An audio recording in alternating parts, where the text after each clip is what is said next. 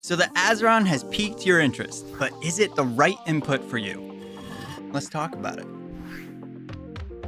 In this video, I will quickly talk about what the Azeron is. I'll talk about some pros and cons and what to expect with this device. And then finally, I'll tell you whether or not I believe you should get an Azeron for yourself. So what is it? Simply put, the Azeron is a 3D printed keypad that combines the functionality of a keyboard with the thumbstick movement of a controller. Here's my Azeron right here. It's the first generation Cyborg. So you have all your little keys here that you can map to a keyboard and the thumbstick movement right there.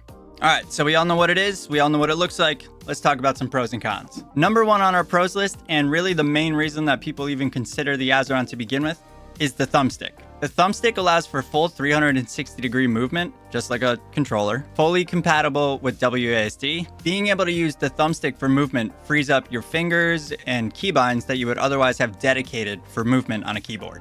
Number two on our pros list is the buttons themselves. This basically just takes all the keys on a keyboard and kind of wraps them around your fingers, so that way you barely have to reach to a key at all. This means you can click and switch to other keybinds much faster than you could on a keyboard. That's definitely an advantage there. Number three is the personalized positioning. You can adjust almost every piece and part on the Azeron, shaping it perfectly to your hand. Number four is the software. The software is incredibly intuitive, but also very easy to use. It allows you to completely customize the input and mapping of all your keybinds. Number five is ergonomics. The ergonomics and how comfortable the Azeron feels to use is a big reason as to why I love it. I can run a 10 to 12 hour gaming sesh and literally feel no wrist strain or any finger cramping, which before on a keyboard, it would only take maybe like 2 to 3 hours before I got a little fatigued. Number six is the build quality. This thing is built to last and withstand a beating. I've been using my Azeron every day for 9 months and this thing still feels brand new. Number seven on our list is the accessories. The Azeron comes with thumbsticks of various heights that you can swap out and try. It also comes with a restrictor ring that can help you tighten up the analog movement. Sold separately or at additional cost, you can try swapping out the curved palm rest that comes by default with the Azeron for the flat palm rest. There's even a magnetic stand that allows you to change the stance of your device to suit a more natural forearm position. And number eight on our pros list, Azeron just launched their new second gen model, the Cyborg 2, which feature a bunch of upgrades such as a Hall effect thumbstick, which uses contactless technology guaranteeing a longer lifespan and zero chance of stick drift. It also has durable Omron switches, which have a 50 million click lifespan, and it uses USB-C. And now for some cons. Number one on our cons list, you'll still need a keyboard. This is probably obvious, but I'm still gonna say it anyway to hopefully save you from spending a ton of money on a gaming keyboard that you're barely gonna use. I use this like $10 little Bluetooth keyboard when I need a keyboard. Anything else, I'm using the Azeron. Number two on our cons list is the setup time. This will be different for everyone,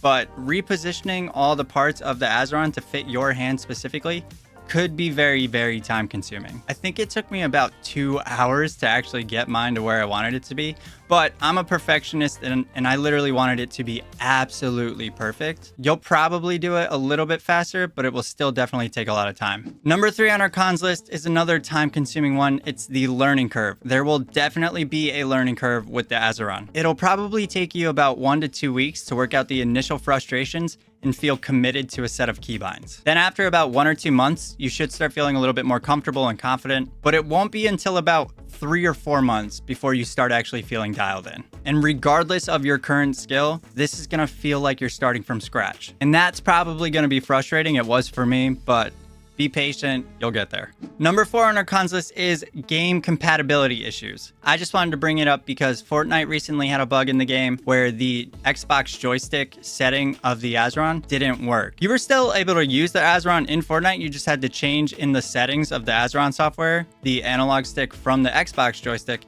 to a keyboard joystick setting, which worked perfectly fine, but it wasn't as fluid as the Xbox 360 analog movement. And honestly, that can happen with any input. It's not just the Azeron. That could happen with controllers or keyboards. It's really just on the developer's end of the game to put out hotfixes and fix the bugs. But I figured it would be worth mentioning because it was a little annoying. Number five, on hotter and humid days, if you live in this type of environment, or if you have clammy or sweaty hands, especially over long gaming hours, the palm rest can feel a little tacky or sticky. I personally haven't experienced this issue, but I have heard other people mention it, so I figured I'd just put it out there. Number 6 on our cons list, the first generation Azeron Cyborgs use micro USB, if you care about that sort of thing. but it's not a big deal because if you're in the market for an Azeron right now, the new Cyborg 2 does use USB-C.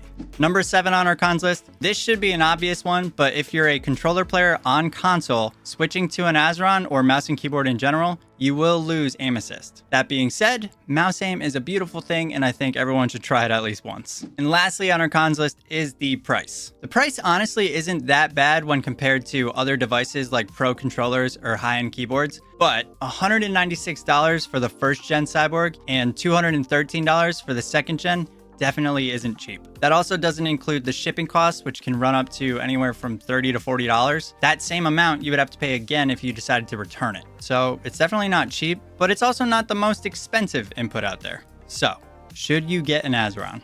No, you shouldn't. Or at least, and this really applies to anything, you shouldn't get the Azeron, you shouldn't get the newest pro controller or like the high-end keyboard unless you have the money to throw around. This device, no device really, can guarantee that it's gonna make you better. Especially if you're a more casual gamer. If you're not putting the time in, practicing, and focusing on developing your skills, switching to a new input is not gonna benefit you that much. But if you are able to put the time in with your current input and you've reached the peak of your ability, meaning you've experimented with and dialed in different settings and sensitivities, you've tried different variations of keybinds, but you still feel limited and restricted, like you know you could and should be better, but physically you just can't get there, then I'd say trying something new couldn't hurt, as long as you can afford it. Thank you so much for hanging out with me and watching this video. If you enjoyed it, make sure you drop a like and subscribe to the channel for more.